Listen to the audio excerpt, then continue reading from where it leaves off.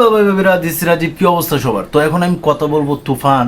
এই তুফান কিন্তু একবারেই থামিবার নয়। এই তুফান যা শুরু করছে, পুরা 25 বছরের ইতিহাস সব ব্যাঙ্গে তছনছ করে দিছে। তো ঘটনা যা হইলো, ঘটনা হয়েছে তুফান কিন্তু আগামীকালকে মুক্তি পাবে ইন্টারন্যাশনালি ভাবে।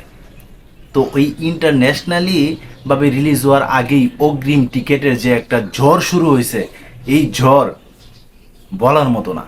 তো একেই বলে সাকিবের পাওয়ার, কি বলে সাকিবিয়ানদের পাওয়ার। তো আপনারা একবার চিন্তা করে দেখুন, একটা সিনেমা এখনো রিলিজ হয় নাই, আমাদের বাংলাদেশের একটা সিনেমা এখনো রিলিজ হয় নাই, তারপরেও এই সিনেমার অগ্রিম টিকিট নিয়ে হাহাকার শুরু হয়ে গেছে।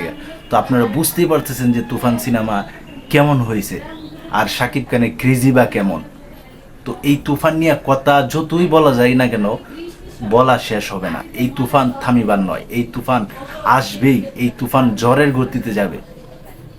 তো যারা যারা সাকিব খানের ভক্ত আছো, তোমরা সবাই সারা দাও। সবাই ভালো থাকবে, সুস্থ থাকবে, কাছের মানুষরা ভালো রাখবে। ধন্যবাদ সবাইকে। আল্লাহ হাফেজ।